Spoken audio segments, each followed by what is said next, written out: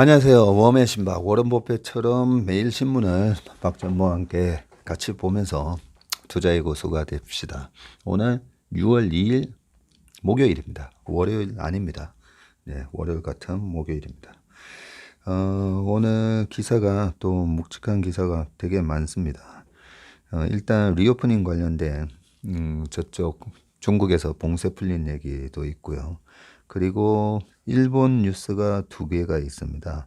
한국 여행 가고 싶어서 비자 받으러 줄 선 일본인들, 뭐 이런 기사도 있고요. 노선을 바꾼 기시다노믹스, 분배보다는 성장이다. 일본 정부의 또 정책이 또 되게 중요하죠. 예, 그런 부분이 있고, 그리고 또 나머지 기사에서는 이 플랫폼 기업들 있잖아요. 여기 보면 라인 플러스의 이현정 대표님이 플랫폼은 성자 독식이고 동남아에서 1위 될 것이다. 뭐 이런 기사. 그리고 화장품 편의점 물건도 갖다 드려요. 카카오 오늘 단거리 도보 배송을 첫 선을 보인다. 그리고 매일경제에서 잘 나가는 아울렛 롯데 현대 매출이 30%또 껑충했다. 뭐 이런 기사를 가지고 오늘 말씀을 드리겠습니다. 한국 여행 가고 싶어요. 비자 받으러 줄선 일본인들. 요 기사부터 먼저 보겠습니다. 어제 관광비자 발급이 재개됐다고 그러고요. 전날 저녁부터 신청자가 몰려서 번호표 못 받아 돌아가기도 라고 되어 있습니다. 지금 여기 사진에 보시면 1일 일본 도쿄 한국 총영사관 앞에 관광비자를 신청하려는 일본인 등이 긴 줄을 서 있다라고 되어 있고요. 관광비자를 받으려고 아침 8시 반에 도착했는데 제 앞으로 이미 수백 명이 줄을 서 있어서 신청을 못했어요. 다음 달 인천행 비행기표도 미리 끊어놨는데 다시 와야 될 것 같습니다. 라고 하면서 2020년 3월 코로나19로 무비자 제도가 중지된 이후 관광비자 접수가 시작된 첫날인 1일 도쿄 한국총영사관 앞에 늘어선 긴 줄 사이에서 만난 스바사 아오씨는 이렇게 말했다라고 되어 있습니다. 원래 무비자잖아요. 일본 사람들이 한국 들어왔을 때 무비자로 90일 동안은 아마 체류가 가능을 했었는데 이게 중지가 됐었네요. 중지가 됐다가 다시 1일부터 재개가 됐는데 무비자 관광이 되는 게 아니라 아마 보니까 다시 관광비자를 받아야 되는 것 같습니다. 예, 이렇게 뒤에 쭉 좀 더 읽어볼게요. 이날 영사관은 오전 8시 반부터 번호표를 나눠줬는데 오전 9시 반께 업무 상황을 감안한 하루 접수 분량인 관광 200명, 비즈니스 등 150명 등 번호표가 모두 동났다. 관광비자 200개, 그 다음에 비즈니스 비자 받는 분 150명 이렇게 됐나 보네요. 영사관 측에서는 번호표를 받지 못한 사람들에게 배부가 끝났으니 돌아가 달라고 설명했지만 7, 80명이 내일 번호표를 미리 받을 수 있는지 등을 물으면서 오후까지 자리를 떠나지 않았다라고 되어 있고요. 일부 사람들이 그 전날 밤 10시께부터 모여가지고 줄을 서기 시작해서 오늘 아침에 줄이 500m가량 늘었었다라고 되어 있습니다. 한국과 일본은 1993년부터 90일 무비자 체류 제도를 운영하다가 2020년 3월 코로나19 때문에 이를 중단했다. 한국은 비즈니스 목적 등의 방문은 허용해 왔으나 관광 비자는 발급하지 않아 왔다라고 돼 있네요. 어쩐지. 근데 왜 다시 90일 무비자 제도로 하지 않고 다시 관광 비자, 비즈니스 비자 이렇게 다시 받는 걸로 시작을 했나 봅니다. 관광 비자를 받기 위해 일본인들이 몰린 것은 다른 영사관도 마찬가지다. 오사카에 있는 한국 총영사관에도 500여 명이 줄을 섰다라고 돼 있네요. 예전처럼 무비자 제도가 부활돼서 자유롭게 왕래하고 싶다는 목소리가 터져 나왔다라고 돼 있고요. 관광비자 발급 절차 개시에 이처럼 일본인이 몰린 것은 아이돌을 시작으로 드라마, 뷰티, 한식 등으로 한류가 크게 확산된 상황에서 코로나19로 2년 넘게 관광길이 막히면서 한국 관광 수요가 쌓였기 때문인 것으로 보인다라고 되어 있습니다. 정진수 한국관광공사 도쿄지사장은 최근 도쿄의 코리아타운인 시노쿠보에 방문하는 일본인이 크게 늘었고 젊은 여성들을 중심으로 한국 여행에 대한 갈등을 달래려고 한식이나 한국 문화를 즐기는 도한놀이가 유행할 정도로 한국 여행에 대한 수요가 쌓여 있다. 지난번에 한번 봤던 기사죠. 네. 그렇게 왕래가 좀 더 자유로워진다면 파급 효과는 더욱 커질 것으로 보인다고 분석을 했다. 그 한국관광공사 도쿄지사가 최근 1677명을 조사한 결과 비자를 받아서라도 한국을 방문하고 싶다는 응답은 22.2%고요. 무비자 방문이 재개되면 한국을 방문하고 싶다는 비율은 76.9%였다. 또 방한 때 체험해보고 싶은 것은 음식, 쇼핑, 관광지, 한류 관련 등의 순으로 조사됐다라고 되어 있습니다. 이게 리오프닝이 방역이 빨리 어느 정도 이제 완화되면서 리오프닝이 되겠지라고 생각을 했다가 기업들의 실적이 리오프닝 관련주들이 실적이 왜 이렇게 생각보다 안 나오지 했던 부분들이 다 이런 영향이 있었던 것 같으네요. 보니까 실제로 우리는 리오프닝이 됐다라고 생각을 했는데 이렇게 행정적으로 아직까지 그 전에 무비자 90일 하다가 지금은 이제 이렇게 줄 서가지고 저같이 또 줄 서는 거 싫어하는 사람들은 이 줄 서서 이렇게 그 전날부터 기다리면서 과연 이렇게까지 해서 여행을 가야 되나 싶을 건데 이 부분은 빨리 좀 해소를 시켜 주셨으면 좋겠네요. 그 다음 기사입니다. 한국경제 노선 바꾼 기시다노믹스 분배보다 성장이라고 되어 있고요. 일본 정부 새 경제정책을 발표했는데 기시다 내각이 작년 이제 8월인가에 이 기시다 총리가 집권을 했죠. 그리고 성장보다는 이제 분배를 강조를 하면서 심각해진 빈부 격차를 해소하겠다는 공약으로 이제 집권을 했는데 이번 발표 내용이 아마 분배보다는 이제 성장 얘기를 한 것 같습니다. 내각의 새 자본주의 실현 방안의 주요 내용이 인적 투자에서는 100만 명 재교육, 취업 지원한다라고 되어 있고요. 남녀 임금 격차 등 공시 강화를 하고 그다음에 양자, 과학기술 분야에서는 양자, AI, 바이오, 국가전략 지원 그리고 신흥기업 지원으로는 스타트업 지원 5개년 계획 마련, 개인 보증 필요 없는 창업 지원을 한다. 탈석탄화 사회에서는 10년간 민관 150조엔 투자, 원전 친재생 에너지 최대 활용하겠다라고 이렇게 쭉 돼 있네요. 저축이 기업에 흘러가게 유도를 하고 전략산업, 스타트업을 육성 등을 포함하고 있는데 금융소득세랑 자사주 매입에서는 빠져 있고 8개월 전 취임 공약과는 딴판이다.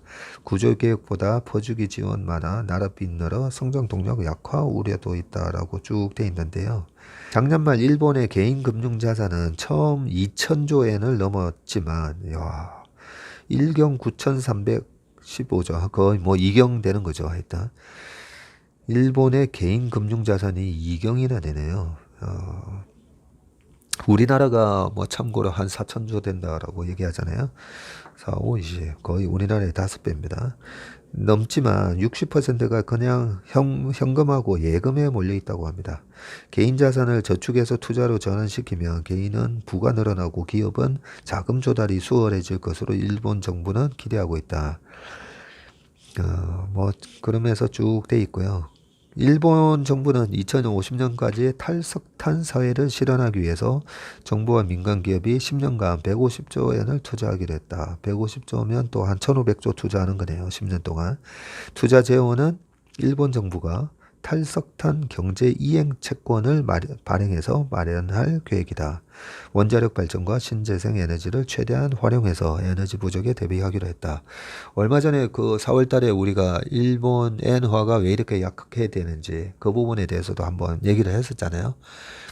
무역 수지가 적자로 큰 폭으로 돌아섰고 또 일본 정부의 부채가 너무 과도하다는 게 그 원인이었는데 그런데 또 150조엔을 돈을 찍어가지고 채권을 발행해서 이렇게 채권을 발행해가지고 이런 걸 한다라는 것 자체가 과연 가능한 일인가?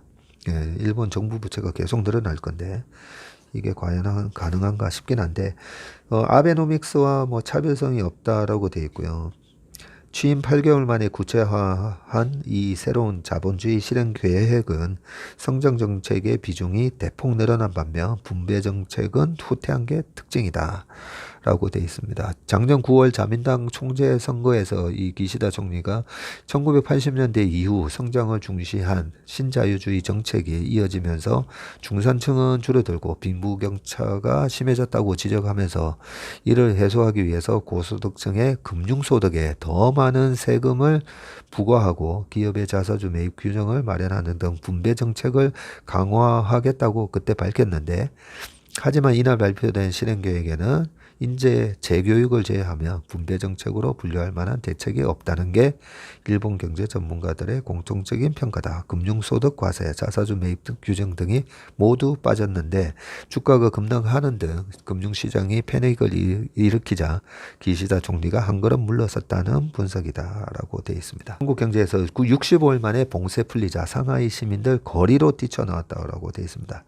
2달 만에 북적이는 상하이 거리. 중국 상하이에서 2달 넘게 이어진 코로나19 봉쇄 조치가 1일 0시를 기점으로 해제되자 시민들이 황포구 거리로 몰려났다. 이날부터 상하이는 고위험, 중위험 지역이 아닌 곳에서는 시민 동행을 제한하지 않았다라고 되어 있습니다. 중국의 경제 수도 상하이가 1일부터 정상 회복에 나섰다. 하지만 2달 넘게 지속된 봉쇄의 여파는 한동안 지속될 전망이다. 한국 중소수출기업의 경기 전망도 3달 연속 위축 국면을 나타냈다라고 하면서 도시 봉쇄를 해제를 했는데 이게 지난 3월 28일 봉쇄 시작 후 65일 만이다라고 되어 있고요. 일부 지역은 3월 초순부터 봉쇄돼서 석 달가량을 통제 상태로 지내기도 했다라고 되어 있습니다. 이러면서 그 피해가 어마어마했었죠. 이 막대한 경제적 피해를 남긴 고강도 봉쇄 끝에 상하이의 코로나19 확산세는 확연히 꺾였다. 4월 절정 때 27,000명이었는데 전날 15명으로 떨어졌고요. 코로나19 확산 저지에는 성공했지만 중국은 상하이 봉쇄로 상당한 대가를 치러야 했다. 중국 GDP가 그 20%를 차지하는 상해, 장수성, 저장성 이렇게 창장 삼각주에 물류가 막히면서 반도체, 자동차 등 주력 산업의 생산이 급감을 했고요. 3월 이후 수도 베이징과 기술 허브인 선전 등 중국의 주요 경제권에서 전면 부분 봉쇄를 시행하면서 충격이 더 커졌죠. 그래서 이런 충격으로 중국의 올해 성장률이 정부가 연초에 정한 5.5%는커녕 2020년에 2.3%에도 미치지 못할 수 있다라는 우려가 나오면서 그랬었죠. 실제로 경제매체 차이신이 시장조사업체 마켓과 함께 조사한 5월 차이신 제조업 구매관리자 지수 PMI가 48.1로 집계된대요. 전월에 46이었고 3월 달에 48.1%였는데 3개월 연속 기준선인 50을 밑돌았다고 합니다. 이 PMI는 기업의 구매 인사 담당자 등을 대상으로 서베이 조사하는 거죠. 이 서베이를 하는 건데 경기 동향에 관한 지표인데 50보다 위면 경기 확장이고요. 그 아래면 위축 국면으로 본다. 차이신 PMI는 중소 수출 기업을 다수 포함한다는 점에서 대형 국유기업 중심의 공식 PMI와는 차별화된다라고 되어 있고요. 전날 발표된 공식 제조 PMI는 49.6으로 차이신보다는 높았지만 석 달 내리 50을 밑돈 것은 마찬가지였다라고 합니다. 이렇게 상해 봉쇄가 경제적으로 중국 경제뿐만 아니라 인접국인 우리나라에까지도 큰 영향을 줬었는데 이 큰 악재가 하나 해소됐다라는 반가운 뉴스입니다. 그리고 이제 매일 경제에 플랫폼은 승자가 독식이고 동남아에서 1위 될 것이라고 하는 이런 라인 플러스의 이현정 대표께서 하신 얘기인데 라인은 모바일 메신저를 바탕으로 일본, 대만, 인도네시아, 태국 4개 지역에서 이 압도적인 사용자들을 갖고 있죠. 이 사용자 2억 명을 지금 확보를 하고 있는데 라인 자회사로 해외 사업을 전담하는 라인 플러스가 Z홀딩스 비전인 비욘드 재팬 선봉에 설 것입니다. 일본을 넘어서서 이제 아시아로 동남아시아까지 이렇게 장악하겠다 이 얘기인 거죠. 이현정 대표가 27일 분당 사옥에서 매경과 만나서 일본 최대 메신저인 라인과 검색 포탈 야후 재팬이 경영 통합에서 이제 탄생한 게 그 Z홀딩스잖아요. 이 Z홀딩스는 해외 사업 확대에 관심이 많다면서 라인 플러스는 라인의 100% 자회사로서 일본을 뺀 해외 시장을 공략하기 위해서 2013년 한국에 설립됐다라고 되어 있습니다.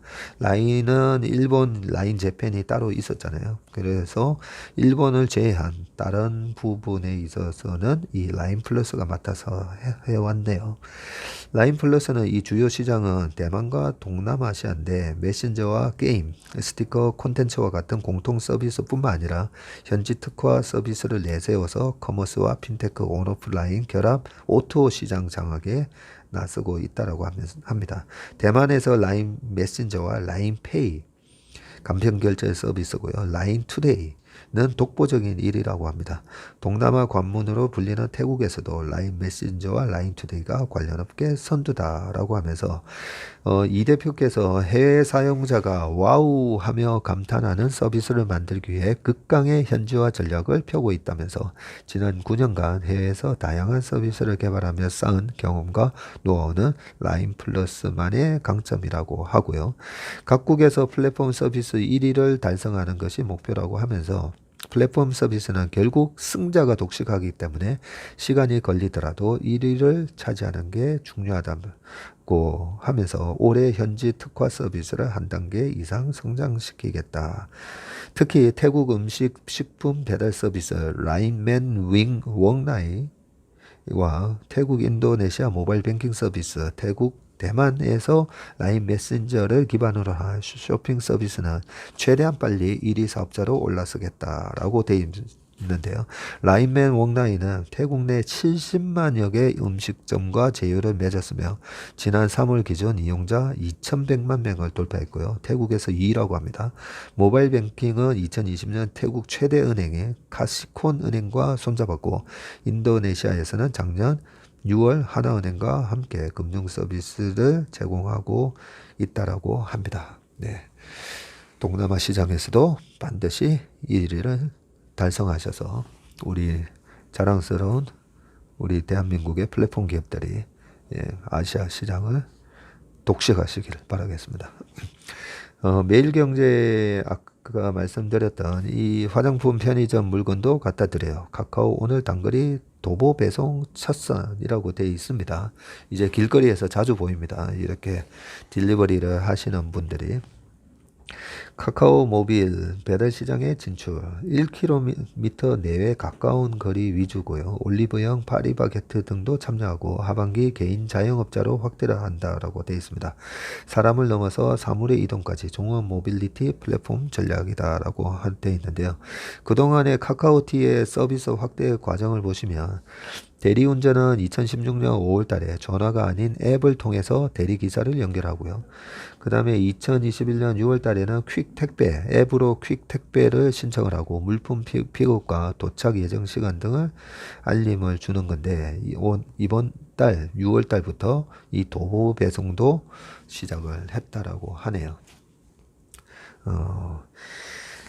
저는 이런 서비스를 참 이 얼리 어댑터가 아니고 레이트 어댑터다 보니까 잘 안 써보긴 하는데요. 이 부분들을 많은 분들이 이제 이용을 하시다 보니까 이렇게 신문 기사를 통해서라도 간접 경험을 할 수가 있습니다.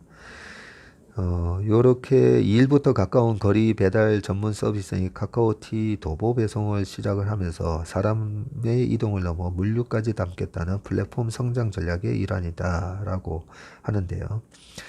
대리운전에서 퀵 서비스, 택배 배달까지 종합 긱 이코노미, 필요에 따라 구하고 맡기는 단기 업무 형태의 이 긱 이코노미 일자리 플랫폼으로 진화하는 점도 주목된다. 카카오티 도보 배송은 1km 내의 가까운 거리 주문 위주로 서비스를 구성해서 누구나 쉽게 배송 업무를 시작할 수 있다는 게 특징이고요.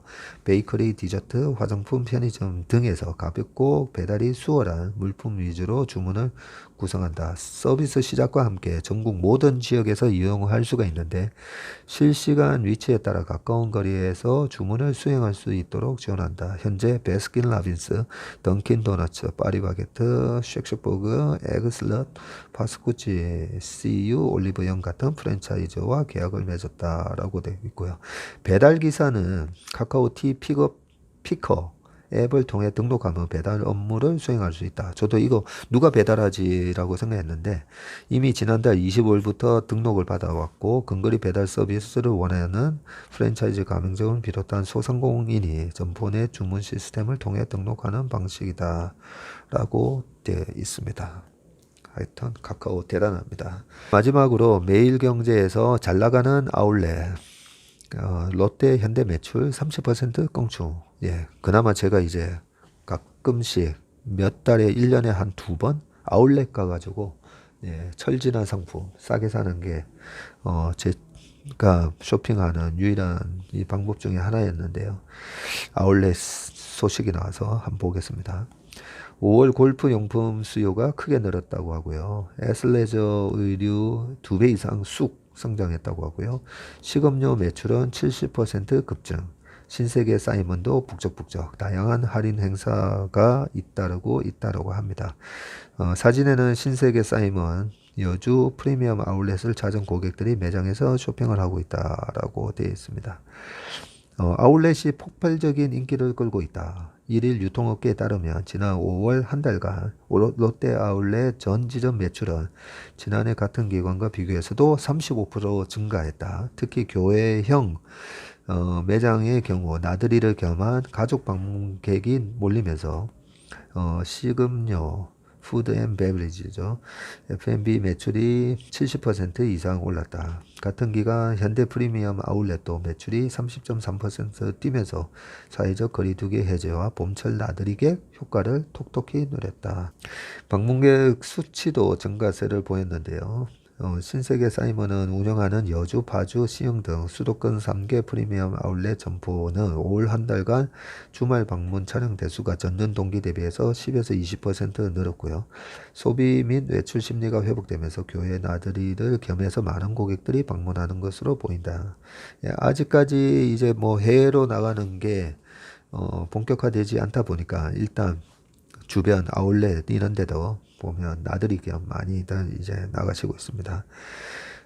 현대 프리미엄 아울렛에 따르면 5월 한 달 동안 골프와 아웃도어 매출이 전년 동기 대비해서 49.6%, 42.6%나 늘었다고 하고요. 현충일까지 이어지는 주말 연휴 동안 고객들이 몰릴 것으로 예상해서 다양한 행사를 하고 있는데 롯데 아울렛이 6일까지 서프라이즈 위크 서프라이즈에다가 프라이스를 합성해 가지고 서프라이즈 위크라고 이름을 지었네요. 진행하면서 총 320여 개의 브랜드를 최대 20%까지 추가 할인을 하고 뭐 이런 저런 얘기를 쭉 했는데 아무튼 이런 아울렛 오프라인 매장도 매출이 껑충 뛰었다라고 해서 예, 상당히 반가운 뉴스인 것 같습니다. 예, 그럼 오늘 신문 기사는 여기까지 하도록 하겠습니다.